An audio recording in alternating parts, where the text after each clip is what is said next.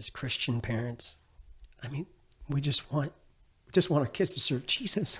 And I think that's what's so heartbreaking about the world that we live in is the number of kids that are wrestling and struggling as they age. It's heartbreaking for us as a pastor and as a parent.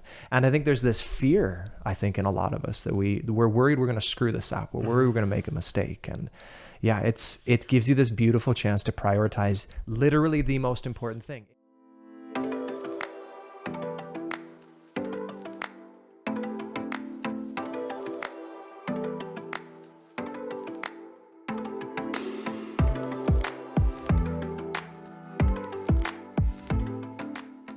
Hey guys, welcome to the True North podcast. I'm your host, Chris Quiring, and this week we have a very special guest. His name is Shane Fitch. Say hello to the people, Shane.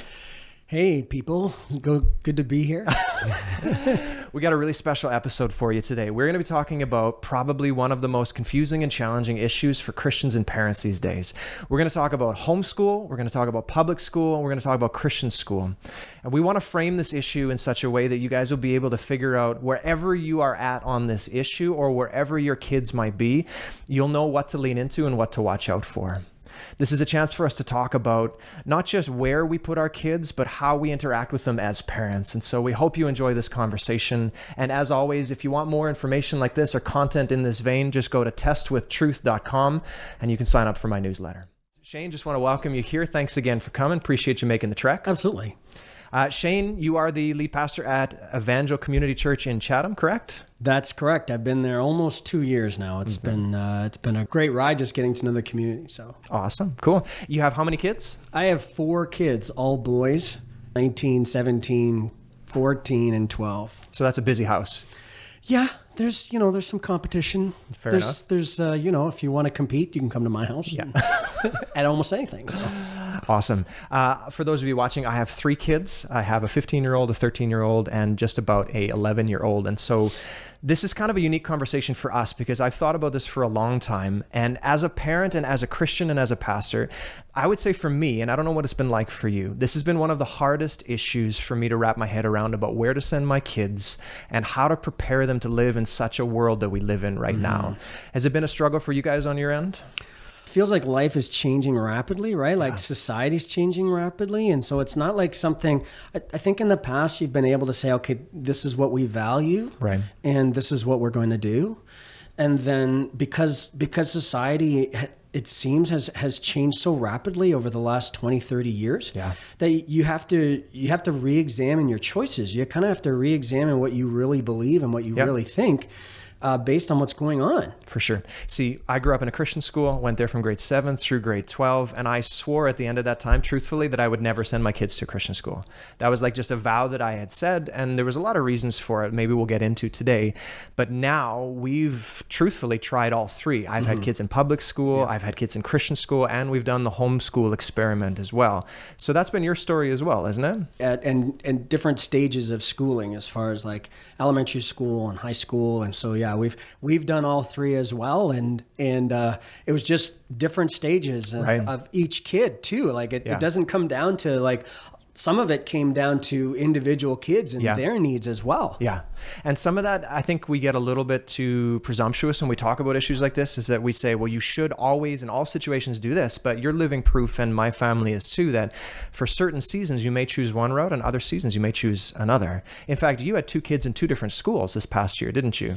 I did. I had a high schooler that was in public school, and also had a high schooler that was in Christian school at the same time. And so we were kind of experienced both of those worlds. Yeah. And so it does come down to seasons. And I know that for my wife and I, it was always this journey of what to do with my kids was like always went kind of almost like year to year, kind of like, okay, reassess. What's best for our family? What's best for our kids? What's going on? And we would let our kids know that too. It'd just be like, okay, we're doing this for this year. Yeah. And then we kind of reevaluate. Yeah. And there's some wisdom in that. I think we get a little dogmatic about specifics like this when the scripture calls us to disciple our kids, to lead well as parents, and also to make wise decisions. And that may change and look different for each season. So Yeah, that's why I thought of you instantaneously when I wanted to have this conversation, because I knew your perspective and your experience. And in certain ways, we are uniquely qualified to speak to this because we've experienced all the different highs and lows of each of these different environments. So I think for me, one of the big questions that we used to ask, and maybe it's one that you ask in a different way, is not just where are my kids going to survive, but where are my kids going to thrive, right? Like that's the question that was motivating a lot of our discussion and changing. It's like, truthfully, you could throw your kids into just about any environment and they will survive. But the question that kept driving us is, okay, not just where are they going to survive, but where will they thrive in terms of relationships, in terms of them developing into the person that God has called them to be. And that has been different for us at 3 different stages. We started in public school, and then we went to the homeschool experiment, and now we're in Christian school. So yours has been a little back and forth, or have you been kind of in a similar trajectory? We first started having kids. We initially had put our kids into public school for elementary school. That was us. And so now that was really young. So we sent our oldest son to like JK, SK, and then grade 1, and then our second was in JK. And we kind of got to the point in the midst of what was going on, based on what was going on in my older son's life. And you know, he's a hands-on, rough and tumble boy, and so he wasn't used to kind of like not sitting in a chair and getting involved and like being rough and tumble, or even just kind of like physical contact, right? And we kind of came into a situation where they were just like, they were not comfortable with that. Not that it was inappropriate. It was just a guy, just a boy being like physical, right? Schools aren't built for boys very well, especially in younger ages. Yeah. And so what happened was that we started getting some pretty strong negative messaging back from our kid, like not even from the school. And so to the point where they were kind of labeling him something that we were really uncomfortable. Yeah. And he started coming home with that message saying, you know, they're saying at school that I'm this. They're saying who I am. That I'm a bully, or they're saying at school that I'm that this is who I am. And Becky and I were really concerned about this, to the point where they actually started putting my grade 1 into kind of like remedial recess type moments at the elementary school. And it's really funny because we went to the vice principal and they said, look, you know, how effective is this that when kids kind of go into this program? Does this really help? Does this help their behavior for their school career? And the vice principal was pretty honest at that moment, saying, not really. So it's like, well, then like, what are you doing? And so honestly, that was like a huge moment for Becky and I. That was kind of a crossroads moment for you guys. It really was, because I'm like, I don't want my kids' self-esteem to be defined by this system that is dealing with things in a way that I don't necessarily agree. And it didn't, honestly, at that moment, there wasn't as much coming down to, you know, all of the outside forces and messaging that was coming into that. This was more about protecting the self-esteem of my kid because they're so impressionable. Yeah. Right there. And honestly, elementary school is super tough. Because like once you get pigeonholed in elementary school, you stay with the same group of students all the way through, and it's hard to get out of that. Yep. And so we had known this from pastors, right? Like being pastors gives us a unique perspective. For sure. Right? Because it's identity. We're talking identity. Yeah, because we've been involved in families' lives. We've been involved with teenagers and young people, and we've seen down the road what happens. And it's almost never a singular step that changes a person's direction. It's a series of path kind of making steps. And you're right. Once you get on that track, it can go pretty far the wrong direction. Right. So I think at that moment we were kind of like, we need a different solution. And so you guys went to homeschool at that point in time? We did. At the time, there was a Christian school, and we knew people from our church who had gone to a Christian school, but financially it was like, I don't see how this is possible. Yeah. And so for us, it was like, okay, what's the next option? And that's homeschooling. And that was homeschooling. So why don't we frame this and we'll come out with a few stories and interactions as we kind of get going, but why don't we break this up into 3 discussions? Let's talk about the strengths and weaknesses, or at least the places to be joyful about and wherever you're at, and the places to watch for or lean into. Sure. Start with public school, move our way through homeschool, and then talk about Christian school. Does that sound fair? Sounds great. So when it comes to public school, the time frame for us was almost identical to yours. Is Nate was in public school until grade 1, and just as Audrey, my next, was about to go into junior kindergarten, we switched. We went to homeschool. But from the public school, you and I have had tons of parents and people in our community who are in public school. We know what's going on as much as anybody else does. And we've been wrestling through, and I think a lot of you might be out there wrestling through this as well, the current state of the public school system, what do we do as a Christian, as a follower of Jesus? Yeah. Now, I think the first thing to say that I would love to remind people of in all of these areas is that every public school is different. And so there's no such thing as public school, right? There's no one public school. Categorize it like there are good public schools. There are tragic public schools. There are commonalities between them, but there are definitely better and worse versions of these things. So it is individualized to your neighborhood and to your situation. Let's start with at least the positives for public school these days. I'll start with one here. I was talking to a parent in our church, and one of the things they love is that geographically their public school is very close to where they live. So especially grades kindergarten through grade 8, you get to build a community with kids that live on the streets nearby you. And I would agree that that's a positive for public school at this point in time, because right now our kids are friends, and to see you, I have to drive half an hour, 20 minutes each way just to get there. So for me, that's one positive. It's worth it though. I'm just saying. We do really appreciate the interaction for sure. He has a blast. But I would say that's a positive. Anything else that you can think of, at least from the public school system, that has been positive that you've seen? Yeah, I think that there's a really good opportunity community-wise, right? Yeah. Like to build relationships with your community, with other parents in your community, to like I said, partner with parents in your community to actually do something positive, right? You can get close to some like-minded parents that are in community, even if they're not Christians, to be able to say, hey, let's do this together, or we care about this together. And that's a positive thing amongst, building a relationship with your community, but also for your kids' friendships where, like you're able, there's some commonality, there's some consistency. Yeah. That part's a positive. Yeah. I would say that, like some programming and some opportunities that you would have in public school aren't always available with homeschooling or even Christian school. That's true. Is that, as far as like sports is concerned, school sports, or even getting involved in activities at school, you don't always have those kind of same because options. The scale is smaller, so that the options are generally a little more limited. I would say one of the advantages of public school is the cost. Free is a pretty good price. Because we'll talk about this later, but like that plays, right? That matters. It matters for the budget. It matters for what you can do in other areas of life. And so there's an element of which, for sure, like cost matters. And so your taxes paying for school and it being totally free is a huge bonus for the public school system. Absolutely. That's a reality. And you can't dismiss this. No. Right? This can't be dismissed as... And I think sometimes as Christians, we can dismiss this as being like almost unspiritual. We're above money. We don't need money. We're like only spiritual. Unspiritual or selfish to be able to say, well, how come you're not doing this? Or like you should, it's worth every penny. Like it's kind of those like judgmental statements for me that I'm just like, no, not everybody's in that situation. And not everybody handles money the same. And not everybody...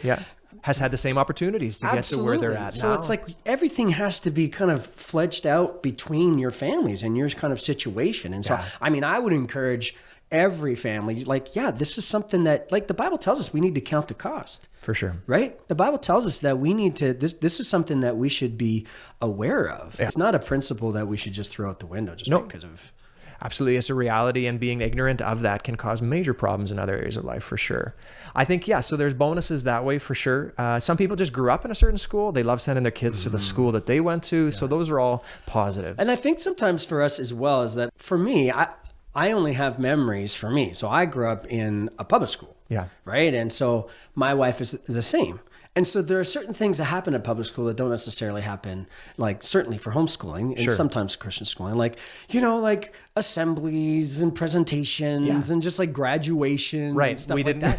It's true. Right? When you're homeschooling, those are things that you have to manufacture. And if you do, they're not the same. Right. And so like there's certain kind of like emotional markers. Right. Like that you're coming just of age, rite of passage. Yeah. You're just kind of like, oh, that's so cool. Oh, they're doing this play as a school or as a class, or, hey, they're all doing this together and we get to go and watch and sit in the chair. And those are pretty cool moments that I have in my own head. And so those are good. Those are good moments. Like those are like positive things. Yeah. And I think there's anybody who's been through any school system know there are strengths and weaknesses, but there definitely are, sometimes we don't talk about them enough, but there are strengths to the public school system.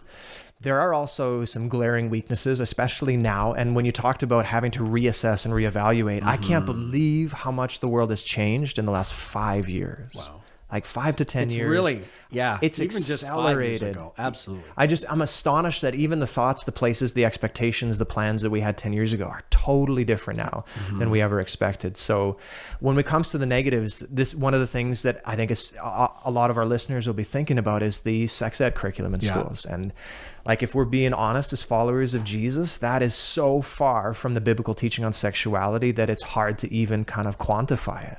I remember when Nate was in school, they were just introducing under Kathleen Wynne, so she was a premier at the time, just introducing the new sex ed curriculum, and they had to dial it a little bit back because they got so much pushback. Right. Yeah, I remember. If we're being honest about the assessment, like talking about having, I don't know, what are we up to now in terms of genders, 7, 10, in terms of attractions, we're in the dozens, right? Like it's a bit of an alphabet soup of different things and can be extraordinarily confusing at times. And I think the thing that made me really, really seriously consider homeschool at the time was we asked our school if we wanted to pull our kid out. If Nate wanted to be absent for certain discussions, could we do that? And then they sent a letter home to everybody in our school saying, we will not inform you of when the sex ed conversations are going to be, and you may not remove your child from it. So it was kind of one of those moments for us where I was just like, okay, even if you're teaching something differently than me, the fact that you were just removing and stealing my right as a parent to be able to educate my child about values, core values, life kind of foundations. I think it's true that if we're being honest as Christians, the sex ed kind of curriculum right now is so far from a biblical mindset and ideal. Well, and it's really started to filter into way more than that. It's no longer just in health talks. Right. Where when it started, it was just in health. Like it was 2 or 3 times a semester. It was just about health, right? It was just about understanding your bodies and all that kind of stuff.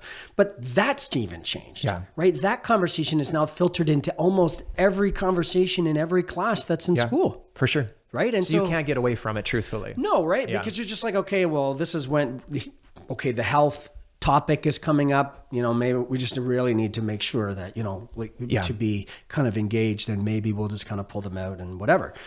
But now it's like, you just never know when that's going to happen. Yeah.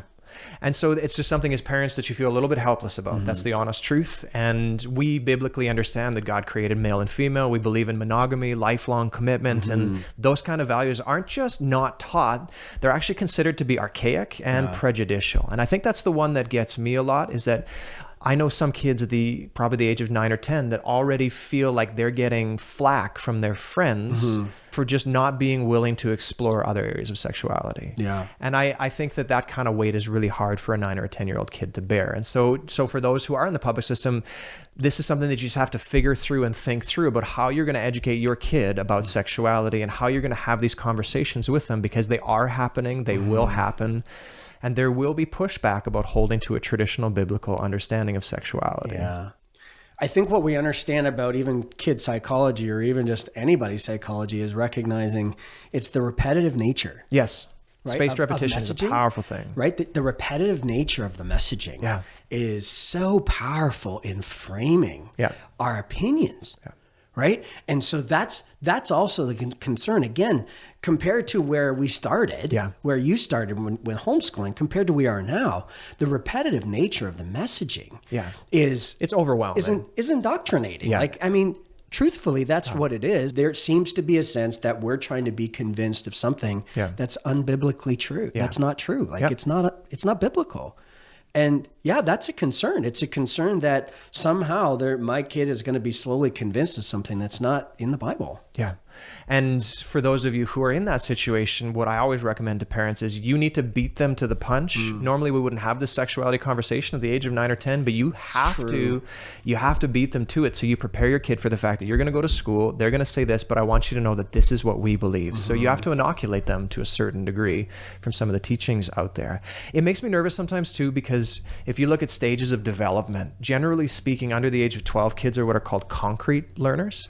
So the ability to analyze, the ability to say, oh, I trust Pastor Shane in this area, but I'm going to think through what he says in that area. They just don't possess that ability. If they trust you, they will listen to you because they're concrete learners.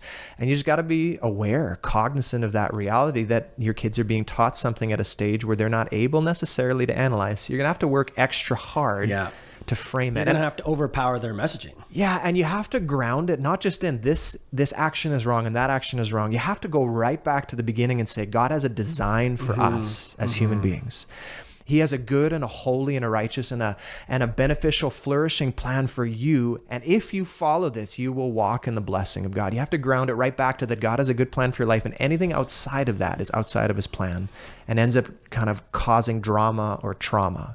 And sometimes we just say, don't do that, don't do that. The Bible says, and I feel like we need to ground that deeper. So with your kids, you really have to have those conversations. Yeah, and they have to understand that it is based on our faith. It is based on God's word. It is based on God's design. And this isn't just what your parents think. Yeah. Right? It has to go deeper. It has to go deeper. We have to connect this to God's word. We have to connect this and like literally connect it. Like show them. Yeah. It's not like, hey, this is what the Bible says. Just be like, no, the Bible says in this verse that, male and female, he created us, right? Like, that to be able to even quote that and say, this is what God's word says, right? And so that's honestly one of the big ones within it's the kind of secular worldview, especially these days centering around sexuality, because sexuality is the fault line of conflict, at least within the church and outside the church. So it's one area that you got to lean into as parents, is you got to overwork in that area if they're in the public system. I think another one is cell phones. Now, this one is not unique. Interestingly enough, this one is not unique to the public school system, but I do find that one of the kind of easiest ways that kids are introduced to things that they shouldn't be isn't even just through their friends. It's through their friend's phone. Yeah. And so the epidemic of phones out there and the lack of oversight, at least in a public school system, is probably the least supervised of any of them. And true. I remember once we were driving home from a youth event. You've probably been in these situations before. We're coming home from Wonderland. Grade 7 kid is sitting in the back and someone stole his phone. This was like 7 years ago. Someone stole his phone. And then as soon as they stole it, his face went white. And he's like, whatever you do, don't look at my search history. And everyone in the car is thinking, okay, man, like that was not wise. But we're talking a 12-year-old kid who knows where he's been. And I've found that that's been one of the easiest ways that stuff has gotten into the vocabulary of my kids, or in the kind of understanding and frame of reference or worldview, is through phone usage. And it's just something, again, if your kids have a phone or if their friends do, you got to be vigilant. You got to watch out for it. Oh, yeah. There are lots of ways that as parents, we can provide constraints for that. For sure. There's a lot, and they're not really super costly. It's just like just takes some work. It takes some work. It takes some time to set up, and it really can help in bringing some constraints to that sort of level of usage and saying, okay, well, we know. What's going on and what's really happening. And as much as kids can kind of work around that, just having those guidelines and kids knowing, hey, like limits, time limits. There's time limits. There's content limits. There's website limits, right? Where you're able to provide that, And the people that I think that have done this best, if I was to look around at my experience, the parents, the families that have done this best are the ones that had a good group of Christian friends within the public school system. Mm-hmm.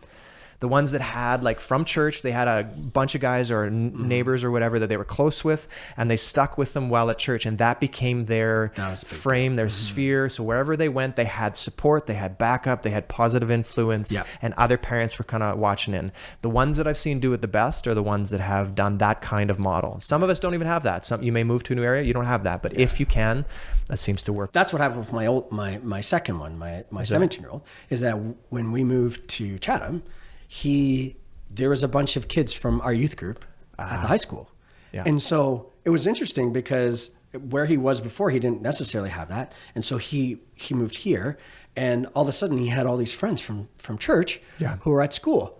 And that made a huge difference in his life being at public school, because he always had Christian friends that he could hang out with, and that no matter what else crazy stuff was going on at the school, he had that anchor. Like that's a big deal. And so, like, if you have your kids like in public school, it's like, okay, well, is there a way that you can kind of control the context to be able to say, okay, well, then, here in the area, even in Chatham, I think there's options to where you put your kids in school. There is. Right? So you got to take advantage of those options. If you get your kid involved in youth group and in the Sunday school at your church, and they make and form those connections, it will only make it easier for them to move through that tough issue. It's kind of like the social construct of elementary school and high school, more so elementary school.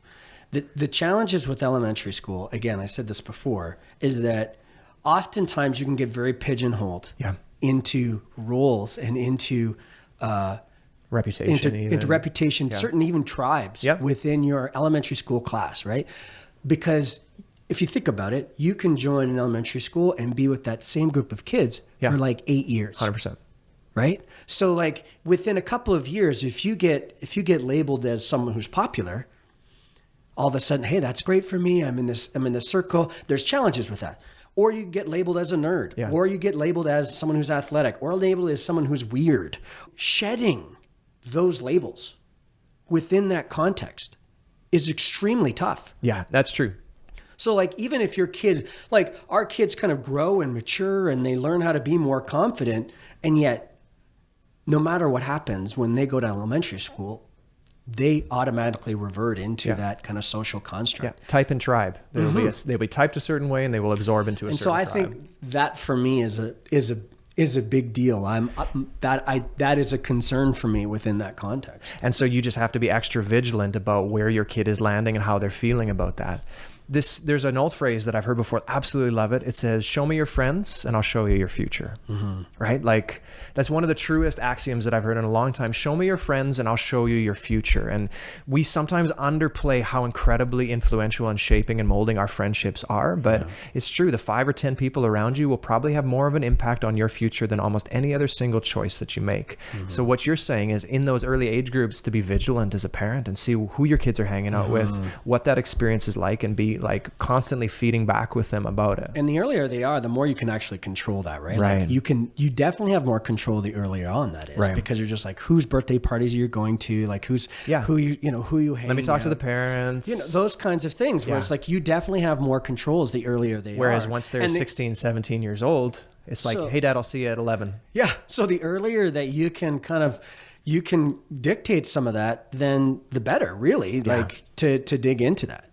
So let's talk about homeschool. And the reason why this is interesting for me is that so many people have all of these kind of preconceived notions and stereotypes of what homeschooling is like. And I know I did before we did it. Totally. It took my wife a year to convince me to even consider homeschool, because I'm like, there's no way I am homeschooling my child. All I had were images of the most socially awkward kids I have ever met in my life growing up and at college. And I thought, there's no way. It's the old stereotype that we're all wearing tinfoil hats and denim tuxedos, and they only come out when nobody else is around. It's like there's no way to explain those kind of preconceived notions to somebody else, but we all have kind of felt them. And the thing is, they aren't true. And that's, I think, the first thing I'd like to say about homeschooling is that we're not even currently homeschooling, but a lot of those preconceived notions are way off, those stereotypes. I had the same kind of experience, right? So like when we decided to kind of homeschool, when my oldest was like in grade 1, again, being a pastor, right, you have unique experiences kind of dealing with all sorts of different types of people, right? And so I'd have lots of experience like in a previous church where you're kind of dealing kind of with homeschool families, and you see the difference in their social makeup, and you think, "Ooh, I don't like that," right? Like there's a part of you just like, I don't think so. There's something weird about this, right? And you're like, and you don't really understand it. You don't really because you're not on the inner workings of that, right? There's this stigma to saying, okay, well, then, if you're going to do this, then you're going to have weird kids. And that's not fair. No, it's really not. It's not fair at all. And I think just like what we said about public schools, every public school is different to a certain degree. Every homeschool environment is different. Absolutely. Some are doing it really well. Some are not. Some are doing it very academically. Some are not. Have you ever heard of unschooling? I have. So it's like the next level away even further. There's no curriculum. They just go and play in the woods, and you give them tasks to do and projects. And so there's like an extreme. And so under the same umbrella of homeschool, you have all these different versions. So you got to be really careful not to pigeonhole what homeschool is and that stigma. Because there's a wide spectrum, for sure. So in our experience, the benefits of homeschool, so let's kind of tick off some of those. One of them, they mitigate some of those challenges within public school. And one of them is you get to tailor your approach to your kid. So just like your situation, instead of your eldest being labeled one thing, he's not like that. Yeah. They may not, but you do, so you don't reinforce those ideas, and you can set up a curriculum in that direction. So that's a huge plus for me. If your kid is a slower learner, maybe they won't get left behind, and you can go at their pace. It's like 1-on-1 or 1-on-2 as opposed to 1-on-30. So there's some real advantages to homeschool that way. You can also kind of see where they're naturally like interested in certain things, where they're not interested in other things. Yeah. And you can use those things to help them learn everything else. Yeah. Right? You're just like, okay. Because motivation is everything. Absolutely. In school. Right? So, hey, what do you, what excites you? What's something that's really fun for you? Yeah. Well, my kid really likes board games, or my kid really likes music. And so you're just like, so you can use what they love in order to help you teach things.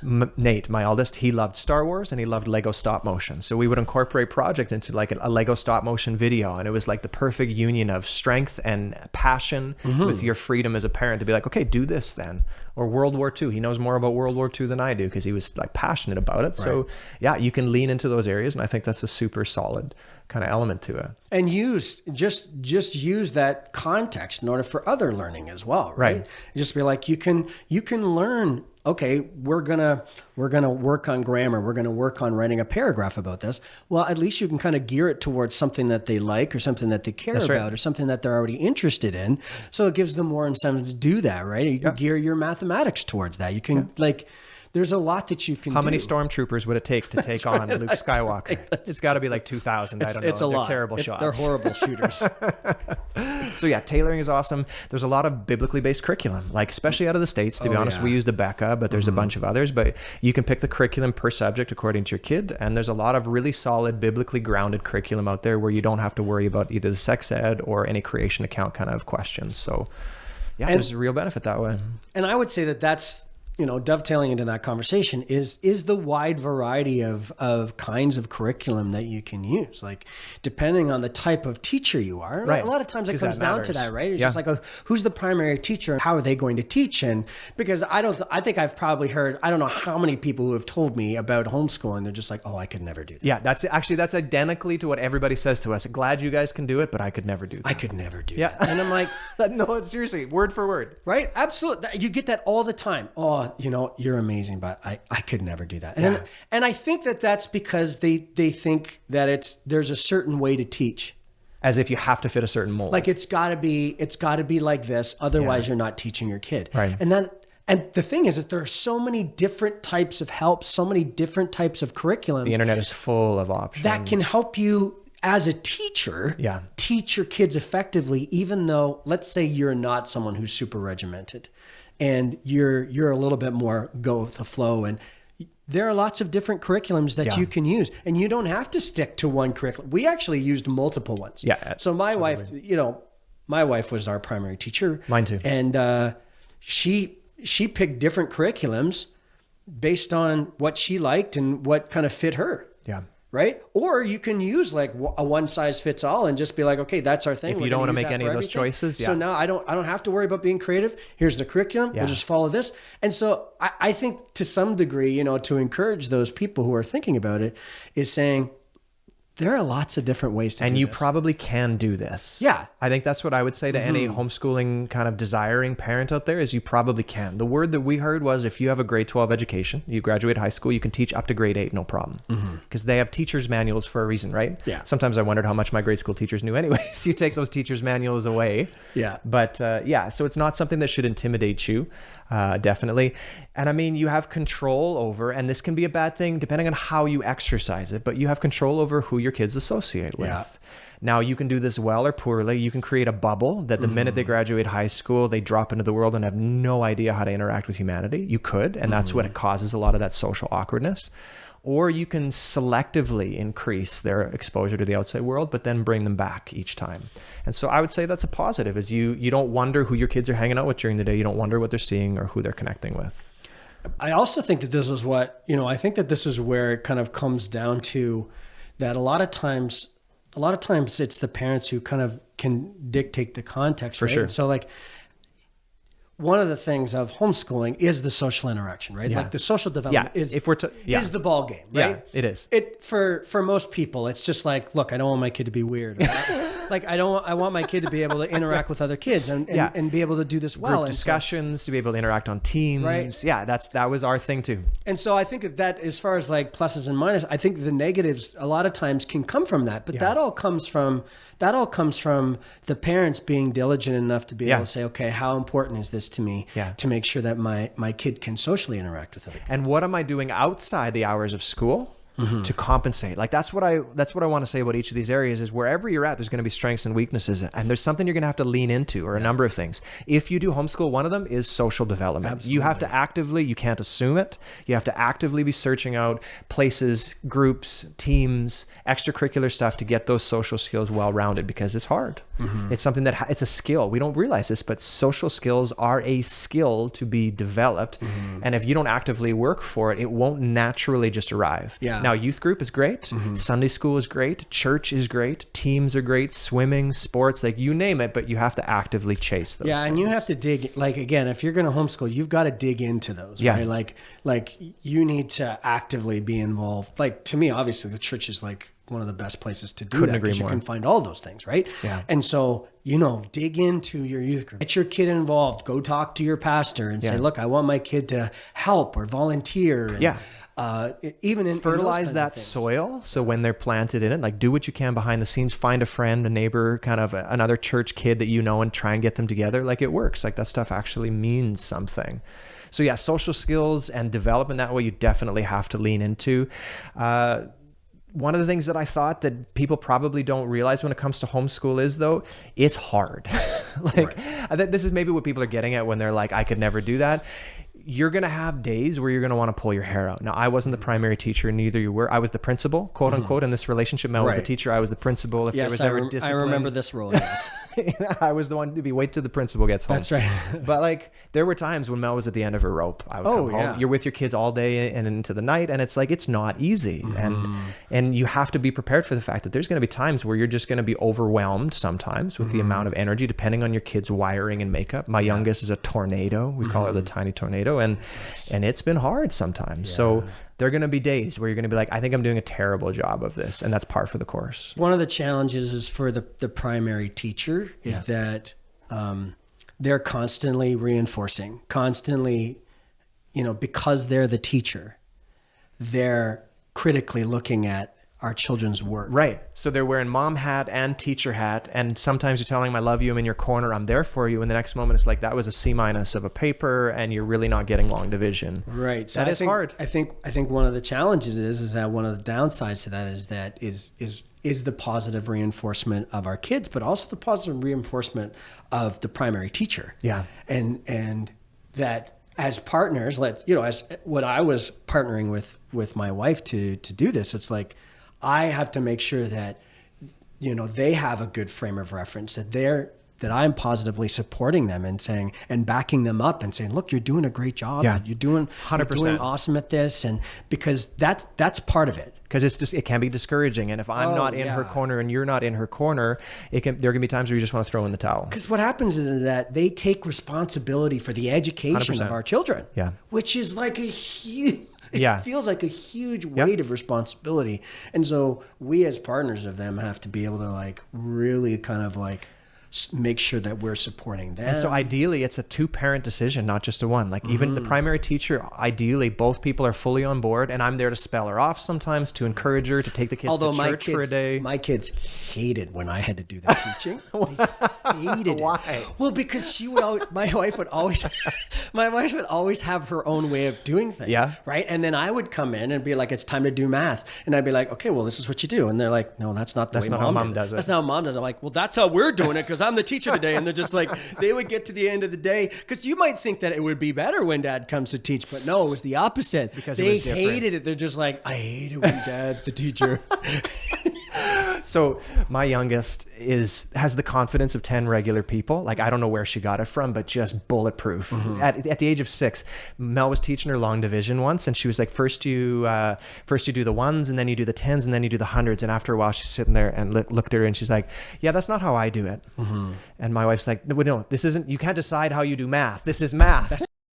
This is how you do it. And my daughter's like, no, that's not how I do it. I start with the 10s. And she could not get her to start with the 1s. And that can be frustrating sometimes. So that's, and I think that's part of the challenge, right? Like if they're talking about negatives, if we're talking being realistic about it, for sure. The weight and the responsibility of having the education on us. Yeah. It's more than you think. From the outside, it's more than you think. It's tangible. And I know that self-esteem and number of homeschool parents and moms especially that feel like they're not doing a good job is massive. Even though they're probably doing a fabulous job, that kind of self-questioning, that kind of mom guilt is extra for those in the homeschool community. So there are huge advantages. It's virtually free. We were probably about $1,300 to $1,500 in curriculum, depending on the size of your family a year, but it's definitely more expensive than public school, but it's virtually free. The last thing I'll bring up about that is I would say that one of the social things that we have to be careful with homeschooling is about how our kids interact with other adults. For sure. Right? And recognizing that when our kids spend all day talking with their parents, they're used to speaking with adults almost on a peer level. I couldn't agree more with that. And so it's like there's a learned social construct there to be able to say, look, you really need to show some more respect to this adult who's in charge of you. Yeah, that's true. And my eldest son thought he was entitled to be in every parental discussion that we'd be having. He'd be like, so it's true. He'd come and be like, so what are we deciding? I'm like, we are not deciding anything. You are going to your room while we figure this out. What are you talking about right now? Well, that's between your mother and I. Well, how come I can't get in? I'm like, well, this isn't.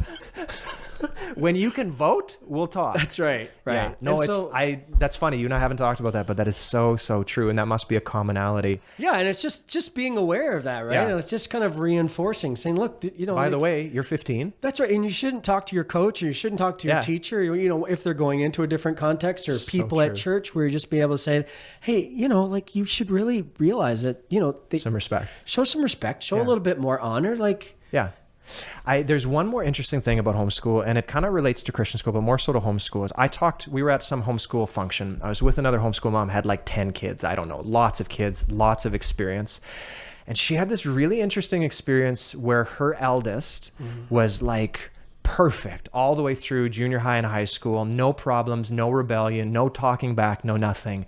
As soon as they left high school, they went off to university and just fell off a cliff. And so it's not that they're the only ones. Homeschool isn't the only ones who has this experience. I've seen this happen across the board. But I remember she said something that I will never forget. She said, I wish that they would have had this rebellious streak 4 years ago as opposed to now. Yeah. If they're going to rebel, not that we want them to rebel, but there's a certain point at which your kids have to take faith on their own, by themselves, with their own hands. They can't live off your parents' faith anymore, and they have to take it themselves. And so it was one of those things where she said, I wish that this had happened 4 years ago while they were still under my roof. While they were still a place where I could say, no, you can't have TV or go out with your friends if you don't start shaping up. But when they were off at school, they were so far away. And so there's an element of homeschool, and we'll use one word to talk about it, is the word bubble. You have to be careful. This can be true for Christian school too, but you got to be careful that they don't live in such a bubble that they haven't taken on their faith for themselves or been challenged. You got to find ways of challenging them, of pushing them to interact with people who don't agree with them, because they are going to struggle in our world at some point in time. And it is better if they do that when they're under your roof. And that was one of the reasons. So for us, we have traditionally homeschooled until grade 8, and then we had sent our kids to high school, public high school.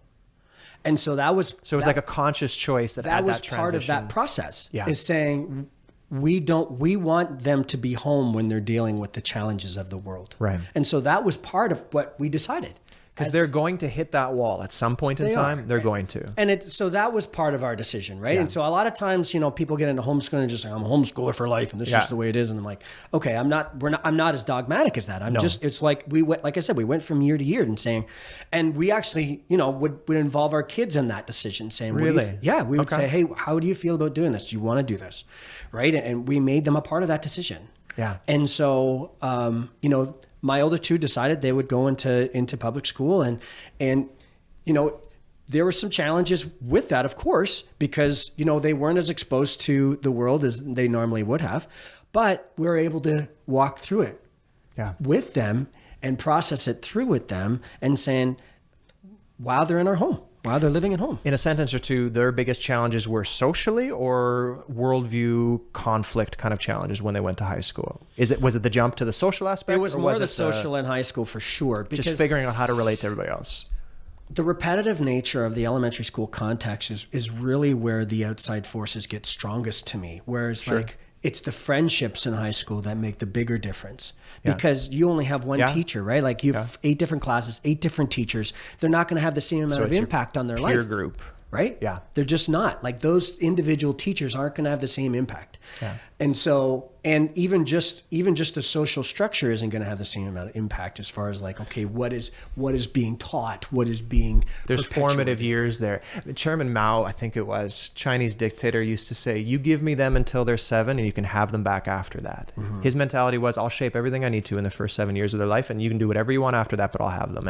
And so there's just, this watchfulness. I don't know about that number, but there's a watchfulness to be. I wanted to make sure that we brought up some more good things about homeschooling because I feel like we kind of talked about most of the challenges, right? Maybe it's because we're venting about I don't know if it is, right? Like, because I spent a lot of time, obviously, while we were homeschooling. We were 8 years homeschooling. Us, like a long time, right? And so, but I think there's a couple of really important things here that are amazing, right? The opportunity to infuse faith into our kids from the very beginning is so significant. Like to be able to teach them and to be able to ground them in God's word, to be able to have that a part of their everyday living, have them memorize scripture. It's so funny when I'm like my older kids and we'll talk about a scripture and they'll rhyme it off because they've memorized it while they were being homeschooled because that was part of how they learned.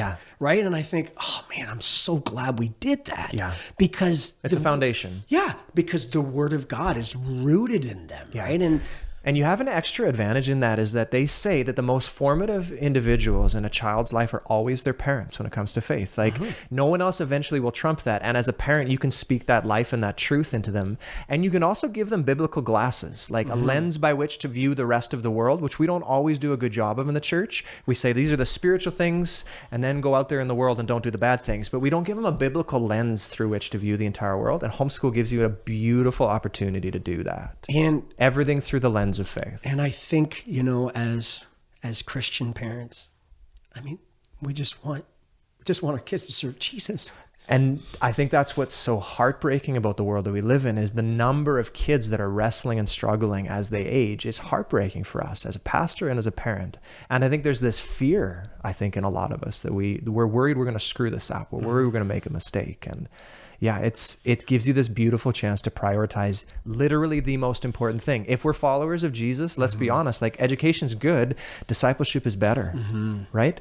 Getting into a great job is good. Getting to know Jesus for the rest of your life is better. Oh, yeah. And so we have to be clear about our priority list and not get sucked into the world's way of evaluating things. And homeschooling gives us the maximum amount of time to build that into our children and give them a chance to serve Jesus with all of their heart and they get to see our faith even more, right? Like they up close and personal. Because they're living through our daily moments and they actually see that you're not just parents who are rhyming out rules. They're just like, they can see God interacting in your life. Right. And so they're actually, because of homeschooling, our kids are way more involved. Well, it's neat with your kids, right? Your eldest went to Bible college this past year. And I was talking to your third eldest, who is my son's friend, and asked him, what do you want to be when you grow up? And he's like, I don't know. I think it was a pastor or a fireman. I forget what the second one was, but it was youth pastor was one of the options. And it's like, whatever you guys have been doing has been really positive. Their association with church, your kids, from my experience, it's very positive. And I think that's amazing. Well, praise the Lord. No, this is good. Because that's not always the way it goes, right? It isn't. Pastors' kids are notorious for being the most rebellious. So whatever you're doing a good job there. So let's talk about the hybrid, unless you got any more for the homeschool. One more. Okay.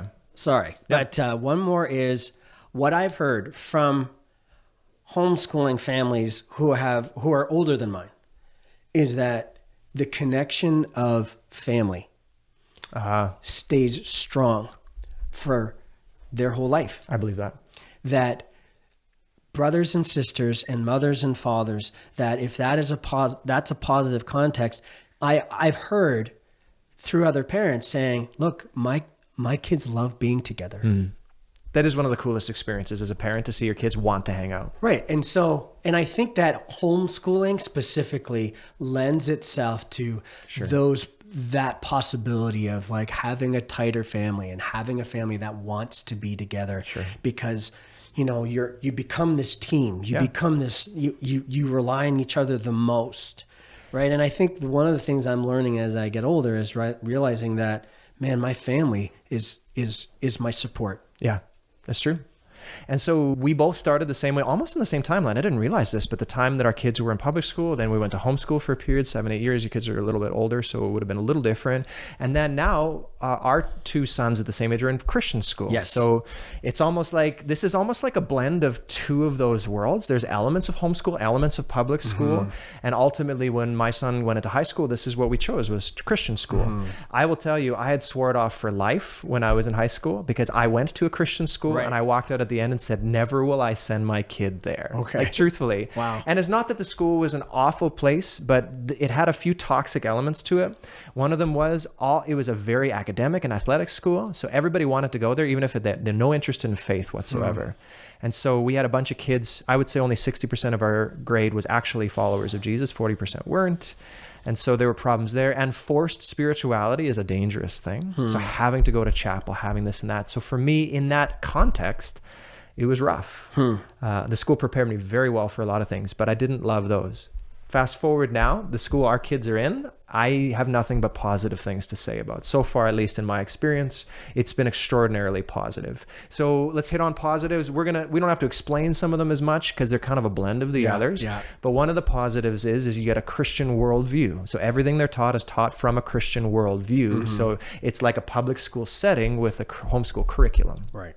So for us, that's been a positive. You guys as well? Yeah, that comes from the teachers, like knowing, right? Okay, this isn't just curriculum. No, it has to be the embodied teacher in the room with the kid. Right? Like we're talking about teachers, we're talking about staff, we're talking about principals that are all reinforcing biblical principles and biblical worldview. And if you have the wrong people in those roles, it does not matter what the curriculum is. Yeah. Because if they're not passionately behind 100%. what they're teaching, and so it's not just about content. Yep. Right? It's about the people who are delivering it, right? Knowing that those people are passionate about not just learning, but giving a biblical worldview to learning. Yeah. And that's the people are key. So one Christian school to another is not all the same. I wouldn't blanket say go to a Christian school always. I would say check it out, pray it out, think it through, meet the people. We had a really positive experience with the principal at the Christian school, and that filtered down into their individual teachers. So far that's been really positive. So that's positive. You have more opportunities than homeschool, I would say, as a positive, right? Like in terms of Nate's in high school now, and he can do stuff like shops class. He can do stuff like art. I can't do art. I can draw stick men and stick planes. That is where my artistic endeavors end. I bet you they're really good ones. I'll draw one for you when we're done here. But yeah, so they have more opportunity. Maybe not quite as much as a public school, but I would say pretty close if you get to a school of a few hundred. Oh yeah, and so learning different avenues, right, and being able to dig into different areas that they might be more interested in, and learn and kind of focus on those things. Yes, in Christian school, especially in high school. Especially in high school, they can, because they get to start choosing their classes and the direction that they get to go in, and like I said, it's not always as much depending on the school. Right. Some are very small. Some are very small. And so kind of getting your more basic education, you're probably not getting as much music and art and tech kind of stuff. That's you are getting more of that, that environment and more choice for sure. Yeah. Another positive, again, is that, well, specifically, I would say that our unique positive is that finding friendships. For sure. Of other teenagers that love Jesus, that are trying to serve him, that you have more opportunity to do that. It's never a guarantee. No, that's true. Right? It's never a guarantee who your kid's going to connect with and who they're going to become friends with. I couldn't be happier that our kids are hanging out. I think they're a great influence on each other. I think it's really great. Yeah, they're kind of goofy and weird, but but they're both equally goofy and weird. And this is what's amazing about it. But again, the opportunity to find that person and say, okay, well, because not every church is large. Yeah. Not every church has teenagers in it that can kind of provide. They don't all have youth groups, and they don't have the framework for them to actually bind together and be together. And statistically speaking, in the public school, the ratio of Bible-believing, church-going Christians is rather low. So you're shooting pretty wide to try and find someone within your grade is harder. So yeah, I would say if we go back to that statement that show me your friends, I'll show you your future. I love the friends that Nate has made in his time at the Christian school this year. So absolutely. Yeah, so like couldn't be happier. You know, I would say even just specifically as a teenager, but also for my youngest, right? Yeah. Who is be able to, because I have a grade 6, right? Yeah. And he's been able to form, you know, Christian friendships outside of his own church. And that he can spend time with them, even in their community, and be like, hey, let's be friends. And as a parent, man, the amount of the blessing of having some sort of like knowing this family or knowing the parents, knowing the kids and saying, hey, I just want to have a chance to talk with you about this, and knowing that they're kind of even align with you on so many like reinforcing certain like phones, like content, like what are you going to do and where are you going to go and how responsible are you going to be when you go out. You and I had a really unique experience where our kids were hanging out at one of our houses and they happened to go by a fair that was happening nearby. It was like late at night and they had a very unfortunate experience. They drove by a couple who had been drinking and doing various other things that they should not have been doing, especially in public. And then I remember afterwards, you know, you just gave me a call afterwards. I said, hey, by the way, this happened. Let's chat about it. Everything's fine, but just wanted you to know. I can just tell you that put me at so much ease to know that we were coming from the same angle and everything was fine. It was no big deal, but I appreciated that rapport that we could have because we were kind of grounded on the same foundation. So yeah, that's huge. I never worry about, all right, you still have to check. Like you can't assume that everybody that goes to a Christian school is good, but the chances of them finding a positive experience relationally is just much higher, I think. It's much higher. And I think that there's a more openness within a Christian school context for Christian parents to have the dialogue. Yes. Yeah. Right. That's true. It's not always okay. Not everything has to be perfect, but for me to be able to dialogue with another Christian parent, that there is a level of expectation, just saying, hey, look, I just wanted to call and talk to you and just be sure of this. And I feel like the openness just to the conversation to team up as parents. Yeah. Well, because that old saying is it takes a village to raise a child. Right. And I think that in my experience has turned out to be 100% true. And right now, the rest of the village, by and large, is working against us, not for us, right? In general, in society. And so I think that if it's true, it takes a village to raise a child. However you build that village, you have to. So Christian school has some ready-made advantages of having teachers within it who are probably going to be other teachers who will say the same thing that you said to your kid, but your kid will hear it and be like, that's amazing advice. And then they'll come to you and you want to pull your hair out. You're like, I told you 7 times. But yeah, they got to hear it from other adults. Absolutely. They got to have other role models. So, and the opportunity for that to happen is greater, much greater. Yeah, statistically speaking. Downsides, man, it's expensive. Like that's true. It's pricey in terms of numbers. I won't say specifics because every school is different, but you'd be hard pressed to find any Christian school under 10,000 and they'll range up to 20 or 30 depending on the school. Oftentimes they kind of settle around the middle. That's a lot. It's a lot. That's a lot. Like you're talking close to $1,000 a month. Yeah. Right? Extra yeah. on your bill. And there's lots of schools kind of have ways that you can kind of mitigate some of those costs and even some programming and some helps that they can have. And so, I mean, I would encourage them to have a conversation. Yeah. Don't assume you can't afford it. Go and talk to the principal and say, okay, here's where I'm at. What do you have available? Absolutely. And I think you'll find that they'll want to try and be as flexible as they can without kind of like being inappropriate. They have a good mentality, a lot of them that way. And oftentimes first year is a reduced price for people to get in the pipeline. So you could always check it out. We're not trying to tell anybody today what they have to do. What we're trying to tell you is if you choose this path, this is where you need to lean away from and where you lean towards. And if you want other options from those of us who have gone that way too, these are things to look for. Yeah. And I think even from a Christian school perspective, you still got to watch for the bubble, right? One day they're going to be out there in the world, in the wild. You still got to watch for it. You still got to do the same things we talked about in a homeschool setting. And you got to be prepared to have some tough conversations, and for them to still, you have to remember, they have to own this themselves. It does not matter how many Sunday school classes and Christian schools you send them to.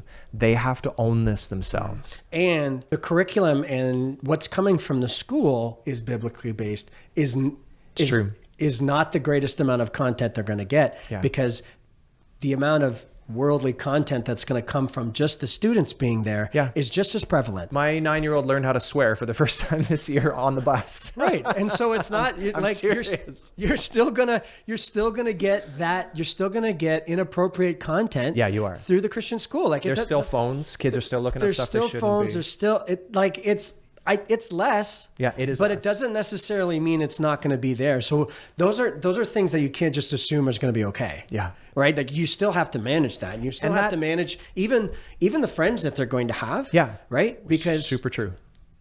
You don't know. And I'm not trying to be judgmental of other people. You're just like, okay, but just because they're in Christian school doesn't mean they believe in Jesus or that they have decided to follow him. Absolutely. So you can't just assume those things. You still have to manage those things, and you still have to be aware of those things. I think for me, if we're going to sum this whole thing up, it took a lot of prayer. Mm-hmm. Like, to be honest, like we were praying like on our knees on a regular basis, being like, Lord, I don't know what to do.